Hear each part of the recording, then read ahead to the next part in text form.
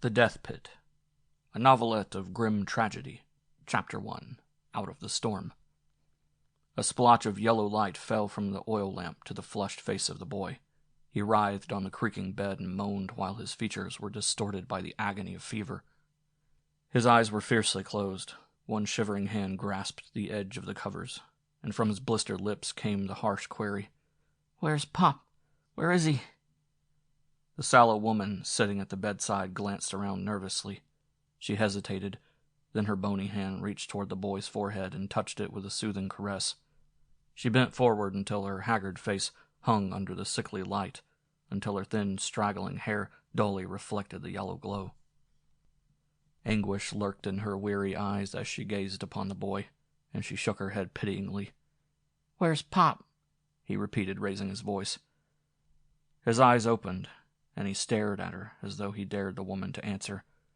Desperately she tried to smile, but there was no mirth on the bony countenance. "He'll be home soon, Gil. He'll come, soon." "Where is he? I want him." "In a few minutes." "I want him. Call him, Ma. Why don't you call him?" Her tightly pressed lips forced back a sob, but she could not conceal the convulsive heave of her shoulders. Impulsively she rose, a tall, gaunt woman, as stiff and straight as a poplar. She turned away from the bed and moved off through the shadowy darkness of the room. Her clothes, heavy and voluminous, hung about her with ungainly looseness. Her hair was neglected, so that some of it strayed over her listless face. She brushed it away and went to the window. Rain pattered against the pane. Through the blackness outside, a steady wind sent its weird ululations. The woman shuddered. Somewhere in that miserable night was her husband. She did not know where. Peering through the streaming window, she could discern a lonely light far down the road, but that was all, no sign of her husband. It was almost midnight. He should have been home hours ago, but, well, it wouldn't help to worry about Timothy Cruze. Most probably he was in the village, as usual, wasting his time with the shiftless crowd at the store. A sneer twisted the woman's mouth as she walked back to the bed. She looked about the room, a pauper's room, furnished with a few broken chairs, a table which groaned with every weight placed upon it, an old-fashioned closet which might have retained a semblance of dignity, had it been standing on 4 legs instead of 3. And now, to make the poverty of the home even more keenly felt, 2 beds had been brought into the chamber. Those beds had been on the upper floor through the summer, but now with cold weather imminent they had been carried down. It was foolish, Timothy explained, to heat 2 floors when the family could sleep downstairs. He had said foolish. What he actually meant was impossible. The Cruzes could not afford enough fuel for a whole house. A peculiar little laugh escaped the woman as she viewed the dismal chamber, large and square. The glow of the lamp near her son's bed served but to accentuate the bleakness of the other corners. Again she sat by the boy and stroked his forehead. She watched him writhe for a few moments, then said, "You ought to have a doctor, Gil. Soon as Pop comes home, we'll send for—" "Where's Pop?" The boy caught her hand in a frenzied, trembling grip. Deliriously he repeated, "Where's Pop? Where is he? I want him." "I don't know where he is, son. I never know. Call him. Oh, Mom, please call him." The plaintive wail in his voice tortured her. She looked away, only to be mocked by the persistent splash of rain on the window. If only Timothy would come, it would be so much easier to sit with the fevered boy. But another hour dragged by before Timothy Cruze came home. She did not hear him as he approached the house. The wind drowned the sound of his steps, slewing through the mud. Her long bony fingers were lengthening the flickering wick of the lamp when she felt a gust of wind on her back. She looked around. Leaning against the closed door, her husband stood panting. Water dripped from his uncouth clothes, from his face, from his hands. He drew the soaked cap from his head and tossed it to a chair. And then she saw that he was smiling, a strange, malicious smile, a smile of triumph, almost a leer. His huge head was lowered as he began to pull off the baggy coat. In the dim luminosity of the oil lamp he appeared menacing. About him hovered an air that seemed unreal, fiendish. "How's the kid?" he asked gruffly. "Very bad, Tim. Worse than he was this morning. Fever's awful. Where have you been?" He ignored the question. Instead, he strode lumberingly across the room until he stood beside the bed. From his arms, powerful and dangling, water dripped to the covers. He studied his son's fiery face. "Looks bad," he grunted. "He was delirious before." "Delirious?" He squinted at his wife with suspicion, as if he doubted her report. "From what?" "I don't know, Tim," she answered wearily. "He just sort of raved about everything." He emitted a short guttural sound intended to express displeasure and concern. "His face is all red," he mumbled. "Bad fever, I guess." "Yes, bad fever. I want you to call Dr. Philemon." With a sudden start, Timothy Cruze turned savagely toward his wife. Even the shadows of the room could not hide the wild flames which had leapt to his narrow, swollen eyes. His chest heaved as he lowered his head close to her straggling hair. "Forget Philemon," he commanded, his voice strangely subdued. In surprise, she looked up. Crazy shadows played across her features as she demanded, "What do you mean, forget him? We need him. The boy needs him. I want you to go down to Drake's place where you can telephone." "No, we ain't going to get the doctor." "Ain't gonna get him?" Exasperation sprang into her tones, and she scowled. "You're talking like a fool, Tim. We've got to get him. Just look at Gil. Who knows what's wrong with the boy?" Tim raised his huge shoulders in a stubborn shrug. "I ain't going to call Philemon tonight. Nothing doing." Indignant and angered, the woman jumped up, faced him. She shook a finger under his nose and declared, "Look here, Tim Cruze. I stand a lot from you, but I ain't going to let the boy suffer on account of your thick-headedness. If you don't go out and get the doctor, I'll do it myself." A queer smile appeared on his heavy lips, the same malicious smile he had displayed when he entered the house. "None of us is going to call the doctor tonight. He's too excited to come out here in this weather." "Why?" She shot the word at him as a challenge. "'Cause I just came from the doctor's house." She frowned questioningly. "You just came from the doctor's?" "Yes." "What for? What were you doing there?" He laughed, harshly, curtly. His hand fell into his pocket, and from it he drew with great deliberation a glittering brooch and a studded wristwatch. From another pocket he extracted a thin packet of bills, $10 bills, and as he held them under the radiance of the oil lamp, he continued to laugh softly. "Look at 'em," he said, exulting. "Look at 'em, Agatha. Worth a couple $100, sure." The woman's eyes were round as she gaped upon the jewels. Her bony hand rose to suppress a gasp. Never before had she gazed upon such glittering, such alluring wealth. A brooch, a wristwatch, and money. Where'd you get that, Tim?" she whispered in awe. "I just told you, didn't I, that I came from the doctor's?" "The doctor's?" She glanced up in terror to encounter his triumphant leer. For an instant they stared into each other's eyes. Then she asked hushedly, "You mean you stole him?" "Just what I did, from that toy safe in his office." "Oh, Tim." Agatha Cruze shrank from her husband. Her ungainly form receded to a corner, and out of its darkness she directed a piercing, incredulous gaze at him. He stood tall and swaggering, a brute of a man, self-satisfaction beaming on his puffed features. "What's the matter?" he asked tauntingly. "How could you do a thing like that, Tim? Steal!" "How?"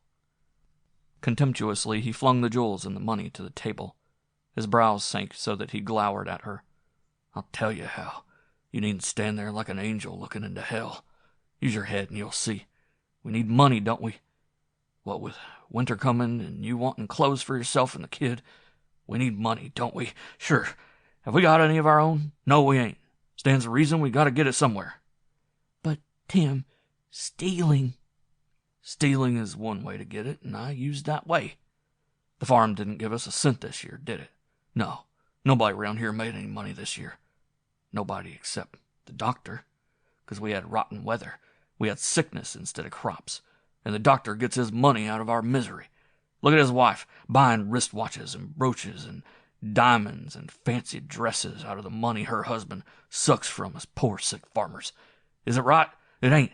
I didn't take much from him. Maybe the whole business here, including the cash, ain't worth more than $500. It'll tide us over to winter. What'll it mean to him, the doctor? Nothing. He strode ponderously to the window and glared out into the night.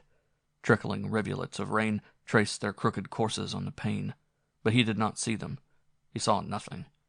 In defiance, he was awaiting his wife's answer. Agatha Cruze was eyeing the fortune on the table. Queer thoughts raced through her brain. New thoughts. Fearful thoughts. If those things could be sold for $500, it would mean a comfortable winter, proper attention to Gilbert, her suffering son. She glanced at the boy. He was leaning on one elbow, his eyes feasting themselves upon the display of wealth on the table. "Put your head down on the pillow, Gil," she ordered, and he obeyed, unexpectedly laughing with a wild joy. "We're rich now, ain't we, Mom?" he cried deliriously. She offered no reply. She considered rapidly. Then her low voice called, "Tim." Slowly the man looked around. "Were you seen? Anybody know you did it?" "No," he snapped brusquely. "Think I'm a fool? Of course nobody knows, except you and the kid. And you ain't gonna tell." Then as long as nobody knows, why don't you want to call the doctor?" "Call him?" He appeared amazed. His feet astride, he remained silent for an instant. He had expected his wife to preach a sermon on the evils of theft. Instead, she was still thinking of summoning the physician for Gilbert. "Yes," she said quietly. "The boy needs him. He'll get worse, maybe, if we don't call." "But, Agatha, do you want me to tempt the fates and everything by calling the doctor right after I've robbed him? He'll be so excited over finding a safe open he won't want to come anyway. Call him." "A doctor always comes, Tim." But... An inexplicable cowardice was gripping him. He did not wish to face the man whose home he had robbed. He was afraid of something intangible. "Say, Agatha, use your head. It's after midnight and it's raining cats and dogs. Dr. Philemon lives 4 miles from here. Why make him come out on a night like this?" "Gil needs him," she insisted, calmly obdurate. "Gil can wait till tomorrow." "He can't. I won't let him. The boy's terribly sick. He gets a doctor tonight." "But 4 miles." "You don't have to walk it. Go down the road to Drake's. That's only 1 mile. They'll let you telephone." "Oh, look at that rain," he objected. "Tim, if you don't go, I will. You fool, don't you see the boy needs a doctor? He's as red as fire. Who knows what's wrong with him?" Still nothing," she ejaculated, spitting the words at him. "You're afraid to meet the doctor, that's what. But I ain't. What's to prevent our hiding the things you took from him? What's to prevent our putting them where the doctor won't see them when he comes? They don't have to be on the table all night." The realization that his wife was not condemning his theft, that she was actually making of herself an accomplice, stirred a peculiar emotion in Timothy Cruze. It is soothing to have one's sins shared by others. He experienced a surge of courage. He moved forward hesitantly. "You don't mean, Agatha?" "I don't mean anything except that we need the doctor, and if you ain't going right now to phone him, I'll go myself." "And the brooch and the money and the watch, what?" "Hide him in the closet. He'll never guess you got him here, will he? He ain't a mind reader. Besides," she paused thoughtfully. "What?" "Oh, even if somebody saw you there, or thought they saw you, or somebody like you, I'm just supposing, Tim, then your calling the doctor here would sort of kill suspicion, see?" Timothy Cruze did see. A shrewd appreciation of his wife manifested itself in a comprehending smile as he nodded. "You're right, Agatha." "Are you going to call the doctor?" she demanded. He lifted his drenched coat from a chair. "All right," he agreed. "I'll walk down to Drake's, and you hide the things, Agatha."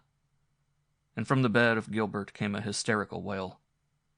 "Hide him in the closet, Mom. Hide him in the closet. We're rich now, ain't we?" The boy ended his question with a hysterical, shrill laugh. The Death Pit, Chapter 2. Dr. Philemon Calls. It was after 2 o'clock in the morning when Dr. Philemon, huddled under the leaking top of his buggy, drove up to the rickety porch of the Cruze house. He stepped awkwardly to the ground and muttered an oath as his feet sank into deep mud. Carefully he moved to the head of the horse. He tied the rein to one of the square beams which supported the roof of the porch. The rain splashed upon him, upon the mud-spattered animal. He felt a stream of water run down his sleeve as he fastened the rein, and he grumbled audibly. but his protest ceased when he heard the moans of Gilbert Cruze, distinct above the noise of the wind. Agatha opened the door for the doctor, and he eyed her angular being with mingled pity and contempt. These poverty-stricken farmers who lacked energy to earn a living from a source other than the soil disgruntled him. They were worse, he firmly believed, than Russian peasants. He unwound the muffler from his throat, threw off his great dripping coat. No longer was he looking at Agatha or at Timothy, standing in a dark corner. Now his attention was fixed on the flushed young face under the light of the oil lamp. Gilbert emitted an occasional moan. He tossed about incessantly, his small hands groping upward. "How long has he been like that?" asked Dr. Philemon, rubbing his palms for warmth. He was a big man, almost as big as Timothy himself, and he cast a long, ungainly shadow on the wall. "Since noon," replied Agatha monotonously. "He's been delirious. Talks about all sorts of things. Just babbles. His fever is awful." Dr. Philemon shook his head. "Trouble here, trouble at home, trouble everywhere," he chanted as he went to the bedside. "Trouble at home?" asked Agatha, casting a quick glance to the corner in which her husband stood in attentive silence. "Yes, the whole town will hear about it in the morning." "About what?" The doctor scowled into her face. His voice became hoarse. Pounding his fist on the back of a chair, he exclaimed, "I've been robbed, that's what! Robbed!" Agatha stepped back in well-simulated amazement. Her mouth hung open, her eyes were circles. Before speaking, she turned to her husband, as if to inform him of the physician's astonishing declaration. Then she gasped, "You've been robbed?" "Yes, over $500 worth of stuff, right in my home." "When?" "This very night, before I came here. Lord knows it was no easy matter to hitch up and travel through this storm, 4 miles, while my own wife is home, half crazy after this night. All her valuables are gone, lost, the safe broken open. It wasn't a safe, just a rotten old box anybody could break through with a good chisel or something. I wouldn't have come if your husband hadn't told me how sick the boy was. Let's look at him." But Agatha was not satisfied. She wanted to hear the details of the doctor's story.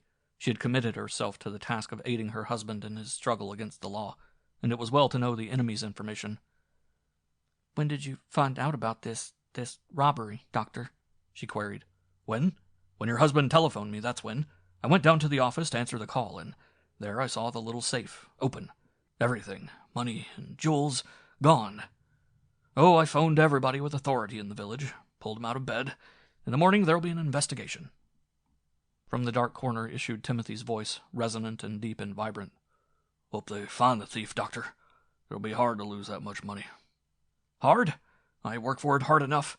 Traveling 4 miles through a storm at 2 o'clock in the morning, and 4 miles home again, when my own wife is as nervous as...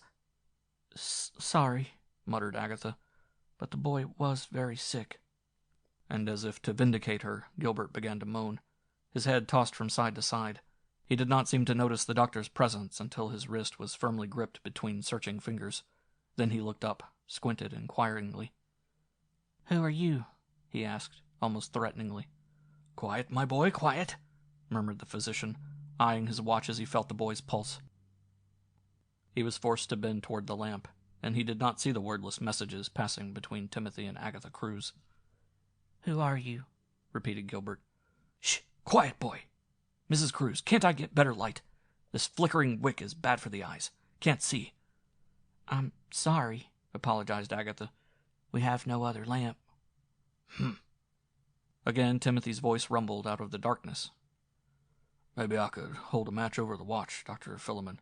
The light might be better." "Thanks, no." The physician was frowning. So annoying a lack of household conveniences forced one to forget professional dignity. He was chilled, bad-humored. The prospect of the 4-mile journey home through the steady rain deprived him of all cheer. He grumbled instinctively, and suddenly stopped. Astounded, he was gaping upon the sick Gilbert. The boy had raised himself on his elbow. He glared toward his father's corner, a wild, feverish light lending glittering brilliance to his small eyes. He coughed, gulped, then cried, "Pop, is this the doctor? Is this Dr. Philemon?" He did not wait for a reply. He fell back upon the pillow, laughing deliriously, and his little lips began to prattle hysterically. "Dr. Philemon, the doctor. We're rich now, ain't we, Pop? Ain't we, Mom? Oh, we're rich. You got the doctor's money, didn't you, Pop? Is it wrong to steal, Pop? Is it wrong to steal, Pop? It ain't wrong. No crops, you said. Didn't you? She bought diamonds and fancy dresses, but you got the money, didn't you, Pop? From the toy safe. Does the doctor know you took it? Tell him. Tell him. Hide the things in the closet, Mom, before the doctor comes. That's right. In the closet, on the third shelf. There they are, on the shelf in the closet. A watch and something else and money. We're rich, ain't we, Pop? Ain't we, Mom? Gilbert subsided to an incoherent drool, chattering of money and jewels in the closet. He was squirming under the covers. But no longer did Dr. Philemon listen to the boy. He had turned. He was staring queerly into the terrified eyes of Agatha Cruze. Behind the woman stood her husband, big and menacing and glowering furiously. They were speechless. Dr. Philemon drew in his lips, peered sidewise at the closet. Then, with unexpected vigor, he sprang across the somber room, pulled open the closet door, thrust his hand over the third shelf, and... "So," he cried softly, "so you took it, Cruze." His fingers fondled the jewels. Over them his eyes gleamed in the fantastic glow of the lamp. He came very close to Timothy. His fat face was thrust forward so that his breath fell warmly upon the farmer's cheeks. "So," he whispered. "So, well, I'm going to the village, and you'll be in jail before the night's over, Cruze. I'll have you in jail, or—" Timothy's huge hands plunged forward and fastened themselves to Dr. Philemon's chest. "You ain't going to do nothing of the kind," tremulously declared the thief. "You ain't." "Oh, I ain't I?" jeered the physician. "We'll see about that. Let go of me." "You ain't," insisted Timothy. His voice had sunk to a low, harsh rasp. He curtly told his wife, "Agatha, lock the door." But Agatha did not move. She stood stupefied, unable to speak. The sudden flood of events against her husband, had overwhelmed the woman. Tall, bony, erect, she gazed at the doctor. One thought charged repeatedly through her mind. They were caught. They were caught. They were caught. Though her eyes saw, she was not certain of what occurred during the following few minutes. She had a vague vision of the doctor breaking from her husband's grasp. He lurched toward the door, but Timothy was behind him, pulling him back. The doctor's fist rose, thudded against a resounding chest, without effect. An answering blow, a scuffle, and the struggle began. Two huge men they were, Timothy Cruze and Dr. Philemon. They battled like giants, but the physician was soft of body while the farmer was solid and muscular. Their fists flew, they collided with the table, threw it over, upset chairs. They crashed against the walls, fell, rose again, pounded each other, and on the bed, the fiery-eyed boy sat up and cheered frantically. "Hit him, Pop! Hit him! Oh, that was a good one! Give him another! In the face! Break his face! Another one, Pop! Kill him! That's the way! Oh, that was fine! Right on the mouth! Oh!" Agatha watched. There was nothing she could do. She, a woman. Nothing? Yes, there was something. On the floor she saw the brooch and the wristwatch and the money. She picked them up and dropped them into the pocket of her skirt. She had no doubt about the outcome of the fight. Her Tim would win. He always won in physical contests. The doctor was gasping, staggering unsteadily, and still his fists answered the blows of Timothy. From his mouth a stream of blood, hideous in the yellow light, trickled over his chin, and Tim Cruze hissed between breaths, "You ain't gonna tell. I ain't going to jail, I ain't." And then he did a brutal thing. He poised his fist, waited, and sent it smashing with all his strength against the jaw of the doctor. That was the final blow. Dr. Philemon ushered a choked cry. He toppled back, fell, and his head was battered against the corner of the fallen table. Very quietly he lay on the floor, while Timothy panted over him like a victorious dog, his mouth open, his chest heaving. He waited for the doctor to stir, but the doctor did not stir. Around the head on the floor a small pool of crimson was forming, little streams groping out like the tentacles of a tiny octopus, and into the red smudge dripped the physician's hair. Agatha stared at the appalling sight. Her eyes were dilated. The breath was imprisoned in her throat. For as she looked, a terrible dread swept over her. She wanted to scream, but could not. Impulsively, she darted forward, fell to the floor at the doctor's side. Her hands groped over his chest. They tried to find his heart, to feel its beating. She gazed at the ugly gash at the back of the head. She gazed, and suddenly started back with a little cry. "Tim," she gasped. "Tim, he's dead." You've killed him. Murdered him. And like a fiendish echo came the voice of the sick, delirious boy. You killed him, Pop. You murdered the doctor. You killed him. The Death Pit, Chapter 3, The Well. The knowledge of the horrible thing he had done left Timothy Cruze dumbstruck. Stupidly, he stared from the motionless body to his wife. His mouth, smarting and swollen from the blows which had been stormed upon it, formed the word, "Dead." She nodded, her expression of terror as fixed as the leer of a gargoyle. She was still kneeling beside the inanimate form, but her hand had sprung away from the silent heart. Timothy glanced around uncertainly. His fists opened and closed. He was conscious of the bleakness of the chamber, of the incessant rain pattering on the window, of the weird light on his son's face. He shuddered, and his hands smoothed his ruffled hair. "Dead," he repeated, as though he were endeavoring to convince himself that such a thing was possible. "He's dead." Slowly he moved away. He found himself beside Gilbert's bed, and he sat limply upon the chair. The boy was watching him with curious intensity. Something akin to pride covered Gilbert's countenance. Very softly he said again, "You killed him, Pop. You did it." Timothy's two huge hands were clasped in his lap. He murmured, "If only you hadn't babbled, son. If only you hadn't babbled." "He ain't responsible, Tim," stammered Agatha, rising to her gaunt height. She stepped away from the body, meanwhile speaking. "He ain't meaning to do anything wrong. The boy's delirious, out of his head." No," whispered Timothy Cruze, and a strange tenderness stole into his tones. "It ain't your fault, son. It's the fever." He did an unusual thing. He leaned forward awkwardly and kissed the burning cheeks of his son. There were times, rare perhaps, when Cruze forgot his swaggering bravado. Then sentiment mastered him for an instant as it was doing now. But the spell always disappeared at once. After it, his love for Gilbert or for Agatha was displayed by gruffness. Impetuously he rose, glared at the body of Dr. Philemon. "What are we going to do with that?" he rasped.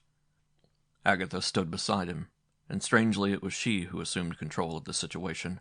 She who had become calm and who was scheming. She who gave orders. Her tone admirably steady, she said, "I've just been thinking of it, Tim. They'll be around in the morning, everybody, to look for him. I suppose his wife knows he came here." Yes, what are we going to do?" A spasm of fear gripped him. His great figure shook visibly as he chattered. "They'll take me, and then I'm done for. Murder. You realize what I done, Agatha? Murder. If they get me." "They ain't going to get you," said his wife, with imperturbable assurance. "They ain't?" The words quivered. "What can I do?" "You'll do what I say, and we'll be safe." His features shone with the inspiration of new hope. He caught her arms and whispered with terrible tenseness, "Oh, get out. Away from here. It's only a little after 2. Before they come in the morning, I can be pretty far away. Long start, then—" "Tim," she interrupted his suggestion with a sharpness that cut into him. Her lips curled back in an ugly sneer, and she pulled her arms from his grasp. "What are you saying?" she hissed. "Run away? Leave me here alone with Gil, and Gil's sick? Alone with that thing on the floor? What are you saying, Tim?" He gulped helplessly, understanding the cowardice of the suggestion. Avoiding her accusing gaze, he muttered, "What else can I do? You don't want 'em to get me, do you?" "No, I told you they ain't going to get you, if you listen to me. Are you quiet enough to listen now?" He nodded like a schoolboy being chided. "Nobody," she said decisively, "is going to hear about this." "But how?" "Listen to me, you fool. When I say nobody will know what you did, I mean it." "How are you going to stop them from knowing? They'll see that." His shaking finger pointed at the corpse. Now the little pool of blood had grown to an appallingly large smudge, and was still growing.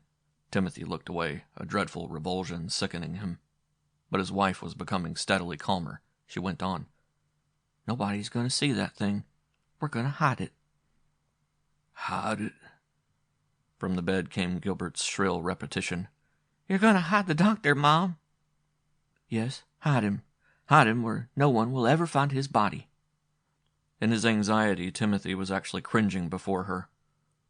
"Where?" he asked tremulously. Agatha's deep voice was lowered. Her eyes narrowed. "In the well," she said. "The well?" "Yes, the dry well. You're going to fill the thing up with dirt, aren't you? It's no good any more."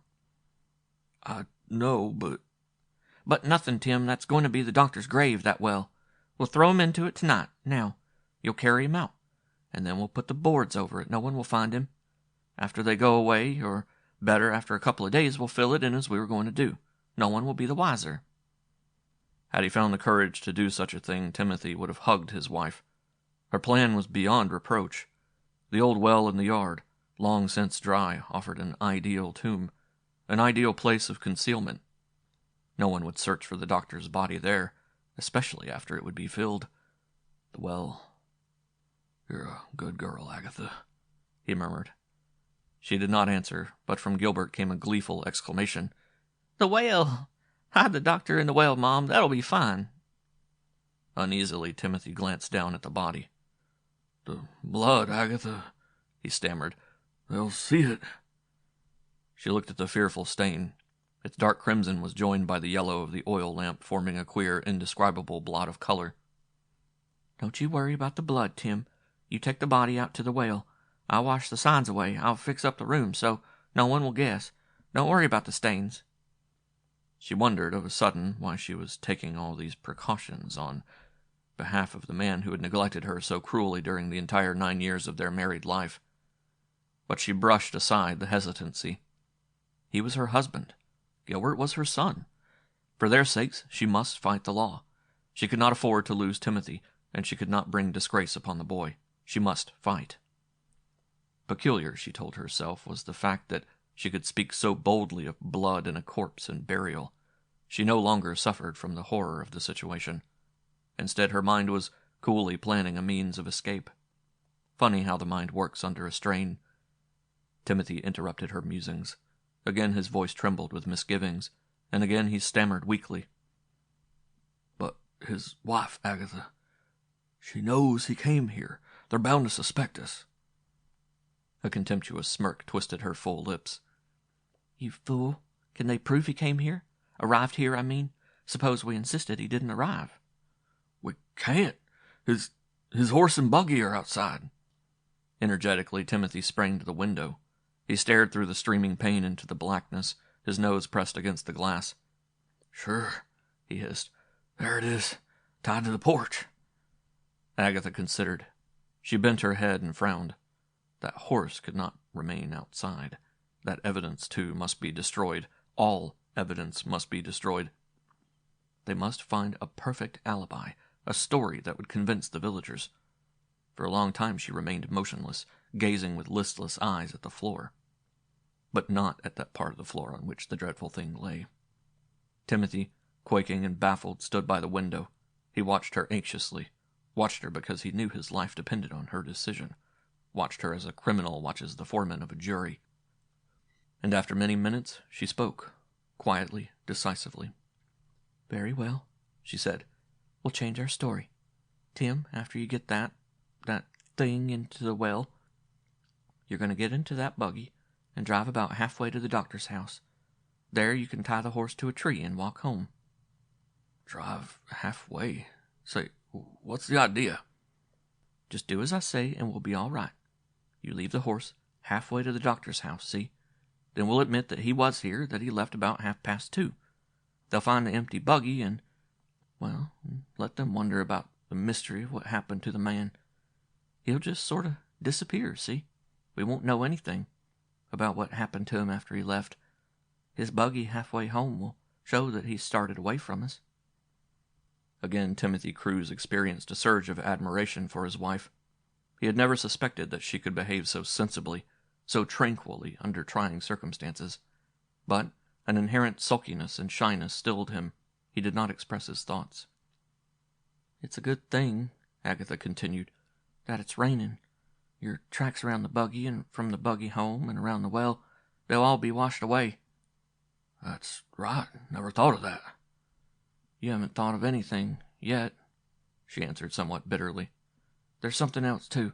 Look in the buggy, if you can find some sort of doctor's kit. I guess it ought to be there. Take out a bottle of some medicine. Proof that he visited us, just to make our story true." At this evidence of keen scheming, Timothy could no longer suppress a word of praise. He rubbed his hands, shifted his weight from one foot to another, and declared, "Agatha, you're all right." "Thanks," she replied dryly. "Now, let's get busy. Take him out." It was a gruesome duty, one which was repellent even to Timothy, but he stiffened himself in grim determination and bent to the corpse. And as his hands touched the still warm body, he abruptly paused, for Gilbert, almost forgotten in the excitement of planning safety, called, "Throw him in the well, Pop! Throw him in the well!"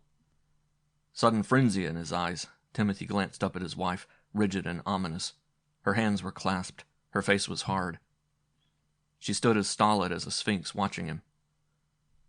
"Say," he whispered, "we can't tell when the kid is in delirium or when he's all right. Suppose he blabbers to the people about this, same as he blabbered to the doctor. Suppose—" Agatha scowled in concern. The weird illumination cast black shadows under her drawn brows. "First good thing you thought of," she muttered. "We've got to be careful. Can't give the boy a chance to blabber. We... She stopped pondering, but she had trained her mind to overcome obstacles in the path of their safety, and it was not long before she decided on a means of guarding themselves from Gilbert's delirium. "We'll put the boy upstairs," she said curtly. "It'll be harder to hear him there, and we'll say he's got something contagious, scarlet fever. We can even put a sign on the door. You'll make a sign, Tim. Scarlet fever. We'll tell him the doctor said no one was to go into the house. That'll keep him away from Gil. We'll answer all questions outside, understand?" Cruze actually smiled in glee. "Where do you get all these ideas?" he asked fervently. "Not from you. Now get busy with that. I want to wash the stains." With savage control of his emotions, Timothy applied himself to the task. Into the well in the yard he dropped the huge body of Dr. Philemon, and when he heard it thud against the rocks 50 feet underground, he felt faint and dizzy. He dropped the doctor's hat and coat and muffler into the pit, kicked its covering of boards into place, and rushed back through the rain to the house. He fell upon a chair, buried his head in his hands, and sat moaning and swaying. "It was terrible," he told Agatha. "That sound when he hit the bottom." "Forget it. Drive that buggy away." She was scrubbing the floor as easily as though she were merely erasing blots of mud. Her angular figure bent to the work, moving back and forth rhythmically with each scratch of the brush. And presently Timothy regained sufficient strength to begin his journey through the storm. It was miserably chilly as he drove down the road, and he hunched his shoulders while the rain splashed against his face. He passed the dark house of the Drakes, a few other homes, and finally he reached a desolate spot where he tied the horse to a tree.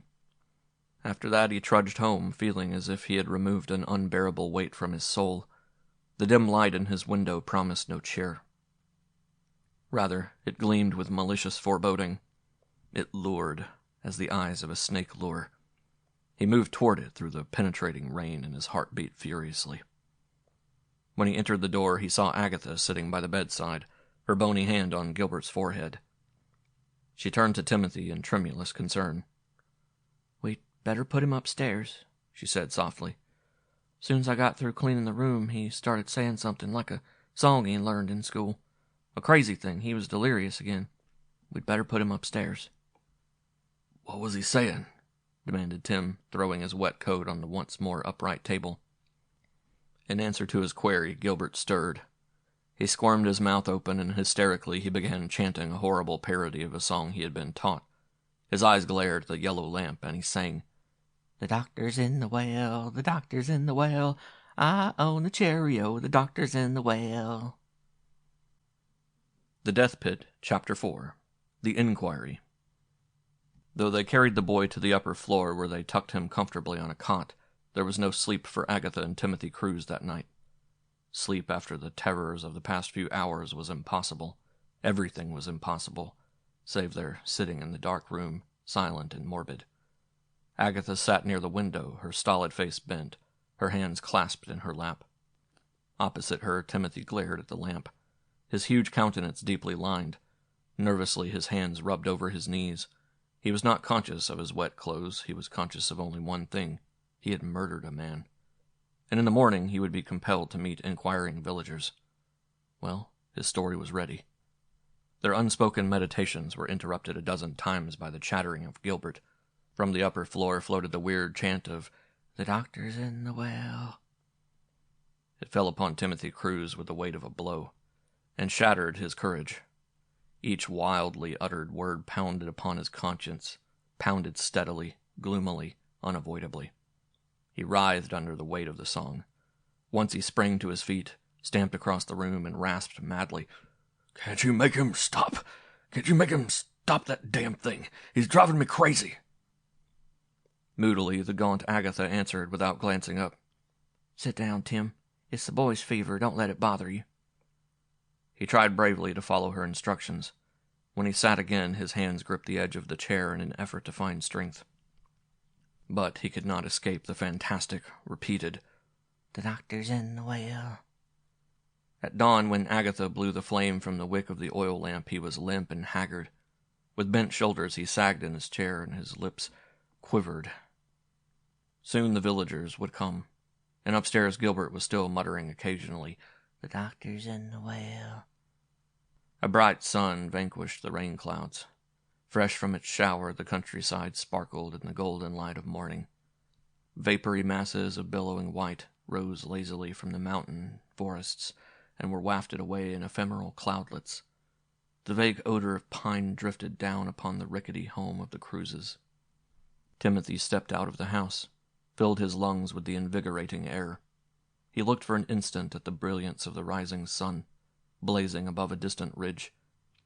He stared about, as he did every morning, at the maze of fiery colors and the dying leaves of autumn. And then he glanced at the boards which covered the well. He shuddered. 50 feet under those boards lay the lifeless thing he had thrown there. With gratification, he noticed that no marks of his footsteps remained in the mud. The rain had effectively washed them into oblivion. Queer, he thought, how daylight brought reassurance and courage. He could breathe easily now, though his head throbbed with lack of sleep, and his eyes were black and cadaverous. He turned to find Agatha, angular and forbidding and ungainly beside him. She thrust a slip of paper into his hand. "Nail it up to the door," she said sullenly. "Don't stand around dreaming. When the folks come, tell 'em you put this up until the doctor sent you one of those regular signs. Get busy, Tim." He fixed the paper to the door. It bore the alarming words, "Scarlet fever." "That'll keep 'em out," mumbled Agatha. She was right. It was almost noon after an interminably long morning, when 4 men from the village walked up the road to their home. When the delegation, rather breathless from the rapid search for the doctor, came into the yard, they paused. The glaring sign stopped them as abruptly as the muzzle of a gun might have done. They eyed each other hesitantly, but Agatha and Timothy stepped out of the door, a tall, menacing couple, uncouth and lumbering. It was the woman who called, "Good morning." A short, bald man twisted his hat in his hands, moved forward to act as spokesman. Before venturing a word, he tugged at both ends of a shaggy mustache. "Morning, Mrs. Cruze. Is your Gilbert who's down with the fever?" "Yes, the boy." "The boy's in a terrible condition," interposed Timothy. That, he recalled, was the proper phrase for such an occasion. Somewhat abashed, the spokesman stammered, I'm sorry we got to bother you, then, but, well, something mighty peculiar's happened. Something very strange." "What's that?" demanded Timothy. He frowned questioningly. "Dr. Philemon, he's disappeared." "Dr. Philemon?" Even Agatha admired the surprise in her husband's tone. She raised her brows to indicate her own amazement. Yeah," grumbled the spokesman. "Just disappeared." Timothy eyed his wife, then turned back to the villagers. "What do you mean he's disappeared? When? How?" Dunno, Cruze. Dunno know anything about it except what we found this morning. What? His wife, she sent out a sort of general alarm. Said her husband hadn't come home after going to your house. He did come to our house, said Agatha. I know, so we started up here to ask if he'd left, and we found his buggy down the road. His buggy? Exclaimed Timothy, moving forward out of the door. You found his buggy? Yeah, empty. Well... Timothy addressed the exclamation to his wife, and Agatha succeeded in looking mystified, though she was racked by turbulent nervousness. From her position, she could see the boards which covered the well. The sight nauseated the woman, but she was too hardened a stoic to surrender to her emotions. What do you mean, you found his buggy empty? She demanded. The bald spokesman shrugged. Just that, Mrs. Cruze. We came upon it about a mile or so down past Drake's. The horse tied to a tree, and no sign of the doctor. Agatha expressed fright in her widened eyes. Do you think he could have been held up? Held up? On a night like that, and that storm and everything? Dunno, ma'am, but it don't seem likely. Besides, well, lots of queer things happened last night. The doctor's house was robbed. What? It was Timothy who again vented feigned surprise. Yeah, his wife's jewels taken, money taken, safe busted. And then the doctor comes up here and disappears. Funny. Mighty funny, agreed Cruze. He scowled and scratched his head. Let's see, he mused. He left here about... What time would you say, Agatha? About 2:30, I guess. Yes, about then. Got into the buggy and drove off. The bald man pulled at his mustache, perplexed. Didn't he act sort of strange? Not as I noticed, decided Timothy. He didn't say a word about the robbery? You know, he discovered it before he left home to come here. Cruze felt an impulse to utter an oath.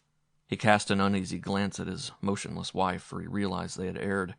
Surely Dr. Philemon would have mentioned the robbery. It must have been paramount in the physician's mind. To suppose that he would have called without speaking of it was ridiculous, and yet the Cruzes had simulated amazement at the announcement of the theft. Their caution had been too great to be convincing. He could detect a hint of suspicion in the villager's query. The man had turned to look at his three associates. A meaning look, it seemed. But Agatha Cruze assumed control of the situation as she did in all crises. She was cool. Her gaze had roved over the distant hills to the blue skies, to the drifting clouds skimming lightly before a flippant breeze. As she watched them, a pained expression crossed her features. She said quite pathetically, Maybe the doctor did act sort of funny. Maybe he did, Tim. We didn't notice. Our Gil was so sick. So sick. Even the doctor must have forgotten that robbery when he saw the boy. He didn't mention it anyway. He was too busy with Gil, poor boy. The spokesman coughed sympathetically. Of course, he said. Of course Dr. Philemon wouldn't have bothered you with his own troubles at a time like that. He was too much of a gentleman, was the doctor. Is the doctor. He hastily corrected himself, as if regretting the implication in his use of tenses. What seems to be the matter with your boy, Mrs. Cruze? She choked a sob, a sincere sob this time, the sob of a mother. Fever. He's got the fever. Pityingly, the spokesman shook his head. That's awful, he muttered, and one of his associates mumbled, Come on, guess we better be getting back, men. We ought to tell Mrs. Philemon about the buggy and get some police on the job. Come on, let's go. Mrs. Cruze has a boy inside. Readily the spokesman acquiesced. He rubbed a hand over his great mustache and said, Well, guess we ought to at that. So you ain't got any information to give us, Cruze? None except what I told you. Doctor left here about 2:30 after seeing our Gil. Said he'd send a board of health sign up to put on her door. We put this one up meanwhile to keep folks out. No use letting the thing spread. No, of course not. Well, thanks, Cruze.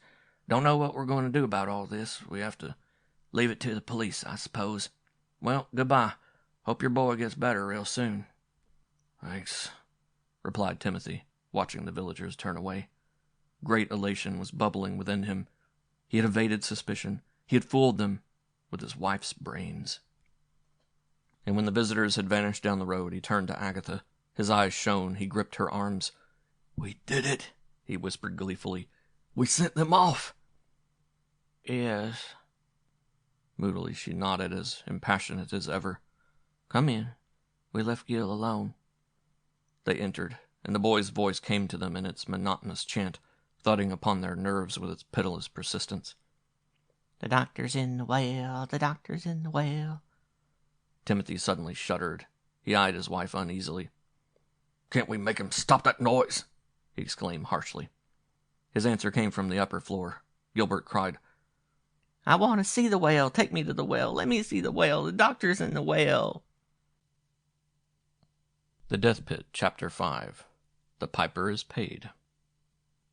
Gilbert's illness became worse during the day. So alarmingly worse that Agatha did not leave his bedside, though her eyes were heavy with lack of sleep. Though she could have slumped down to the floor in sheer weariness, the gaunt woman maintained her vigil. Every few moments her bony hand caressed the boy's fevered forehead, and at such times his ravings abated. Timothy's endurance was not so great. In the afternoon he threw himself upon a bed on the lower floor, and fell into a deep sleep.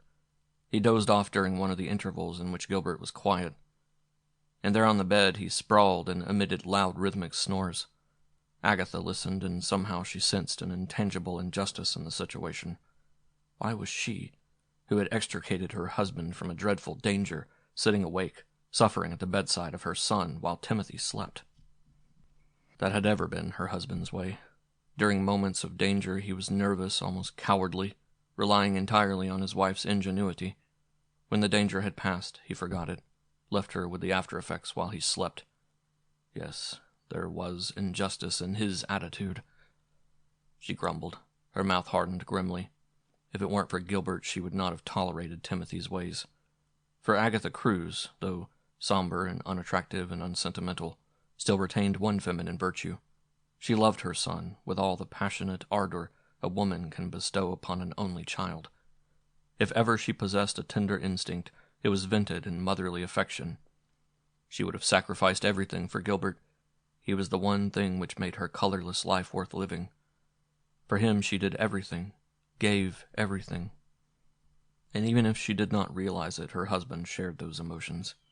He felt no particular love for his wife, but for his son, the only offering he had ever made to the world, he nursed a strange, unexpressed masculine adoration. It was seldom shown, seldom permitted to evince itself in actions, but under his brusqueness the love for his child slumbered ever. It was deep, passionate. Were anything to happen to Gilbert, were the boy to die of his fever, life would have become worthless, empty. And so these parents, merely tolerating each other, were held in family ties by their son. They were wondering what his fever would do to him, wondering in unexpressed fear. And yet Timothy could sleep, a strange, unfathomable man. He was roused when darkness had once more fallen over the countryside. He blinked up into the sallow, bony face of Agatha. She had lighted the oil lamp, and its sickly yellow light played upon her features. She shook his shoulder. "Wake up, Tim, and get something to eat. Gil's fallen asleep." With much grumbling, Timothy rose. They ate meagerly at the rickety table, the flickering lamp between them. As he peered at her weirdly illumined countenance, at the black shadows under the cheekbones and under the eyes, he said, "You look tired, Agatha." It was an unusual attention on his part, even to notice her weariness. Quickly she glanced down at her plate. "Been sitting with Gil," she explained. "How is he? Seems quiet now." "Yes, just fell into a doze, but he's worse than yesterday. Much worse." "I wonder." His words were interrupted with stunning suddenness. Agatha jumped from her chair. He too rose, gaped at the wall. From the upper floor had come the piercing scream, and Gilbert's voice shrieked wildly. "The doctor's in the well! I see him, Pop, I see him! He's in the bottom of the well! I can see him, Pop, I can see him again!" "Delirious again," whispered Agatha. Timothy rushed up the stairs, his wife behind him. They found the boy writhing in agony on his cot. His face was crimson, blistered. The lips, parched and sore, squirmed as he prattled insanely of the doctor in the well. Timothy caught his son's hands, gripped them tightly as if the pressure would ease the suffering of the child. Beside him, Agatha looked on, stern and worried, breathing hard. "He's worse than ever," she murmured. "Worse than ever. I'm afraid, Tim." "He'll be all right after a while," he assured her, though he felt no confidence in his assertion. "All day he's been saying he wants to see the well." Timothy shuddered perceptibly, but he answered, "He'll be all right. He'll be all right." "But I'm afraid, Tim." They remained at the bedside while Gilbert's delirium became steadily more turbulent. Gazing anxiously upon the stricken boy, Agatha forgot her fatigue. Forgot that she had not slept in 2 days, that she had not eaten. Even that murder had been committed in the lurking shadows of her home. She thought of Gilbert only, of the danger in which her son was. And after an hour she seized her husband's arm and declared, "Tim, we've got to get another doctor. Get Dr. Lute from Hurleyville. That's nearest. We've got to." At the suggestion, Tim changed. His features had been lined with commiseration for the sick child.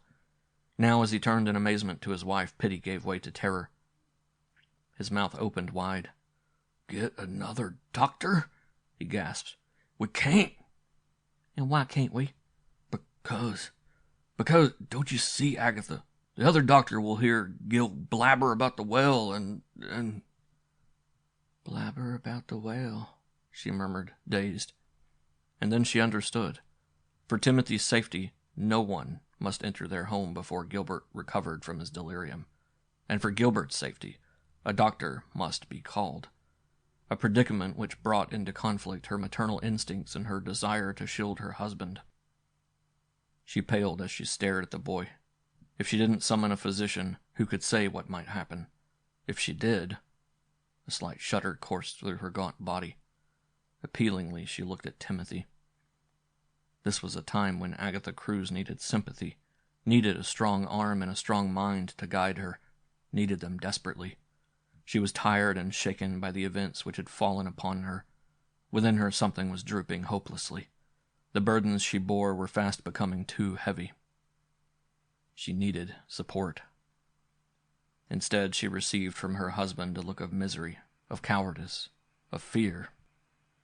She found herself forced to decide without help, and she did. "Tim," she said softly as she rose, "I'm going to phone Dr. Lute." Without another word, she descended the stairs, creaking under her weight. In the dark chamber on the lower floor, she threw a shawl about her shoulders in preparation for the walk to Drake's. It was an old shawl, gray and lifeless, conforming with her personality. Though she eyed the food on the table rather wistfully, she determined to telephone for the physician of the neighboring town before she did anything else. The fantastic glow from the oil lamp fell upon her worn features. She blinked at the light, for her eyes smarted. But she had reached a decision, and she moved to carry it out. Timothy must be sacrificed for Gilbert. Mother love was the most powerful. But even as she strode forward grimly, Timothy clattered down the steps. He rushed to the door, placed his broad back against it. As he faced her, he appeared gigantic, towering, even menacing. The sickly light poured upon his distorted, puffed face. "You ain't going," he snarled. Pausing, she eyed him coolly. "I am." "I say you ain't, and you ain't." Her lips parted in an ugly sneer, hideous on her sallow features. "You're a coward, Tim. You ain't a man, you're a dog." "Don't care what you say," he rasped back. "I ain't gonna hang 'cause you think the kid needs a doctor. He don't." He'll die if I don't get one."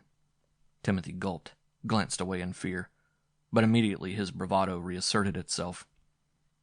"He won't die, that's just your talk. You're going to stay right here. No doctor, nobody comes into this house till the kid stops blabbering about the well." Agatha's lean arms were crooked as she placed her hands on her hips in a challenging gesture. "Suppose I do go," she said. "I ain't going to let you." What'll you do? Keep you here, that's what. By force? With your hands? Yes, with my hands. She smiled bitterly. It won't be the first time you beat me, she said. But slowly she turned and went back to the bed. Upon it she sank thoughtfully. There was no sense in opposing Timothy when so violent a mood was upon him. She knew her husband. He would beat her, throw her upon the floor, compel her with brutal force to remain at home if she attempted to call a doctor. She did not mind the pain his fists inflicted. What troubled her was the knowledge that a beating from her husband would incapacitate her for days. It had always had that effect, and there would be no one to care for Gilbert. No, she could not throw her strength against the power of Timothy. She would wait at least until he slept. The fact that in a short time Gilbert subsided into deep slumber lent Timothy cause for malicious gloating. "See," he told her as she gazed wanly upon the boy. "He's better now, ain't he? Sound asleep, quiet. Suppose you'd called a doctor, it would have been a useless risk. Who was wiser, you or me?" "You, of course," she replied sardonically. "Sure, I was right, and now the kid's asleep. Suppose we take the opportunity to rest. Come on, Agatha, let's go down. You need sleep, if you're half as tired as I am." "Half as tired as you?" she repeated weakly and smiled. Oh, how unutterably stupid and cowardly and vile she was discovering her husband to be. Without undressing, they threw themselves on the bed. The lower floor, with the light blown out, was impenetrably black. It took Timothy but a moment to fall into sonorous sleep. But Agatha lingered on the border of wakefulness. She would wait a while, she promised herself, until Timothy would no longer notice her movements. Then she would steal off to telephone Dr. Loop. Gilbert needed him. Needed him. She dozed off, slept for a long, long time. Unconsciously, she snuggled against the warmth of her husband's huge body, and her arm crept about him. Two lumbering farm toilers, suited to each other, yet unhappy. It must have been near dawn when she awoke with a start. She was trembling as she sat up in bed, and her hand rose to her lips. She looked about the blackness, saw nothing. Yet, strangely, she sensed a premonition that something was wrong.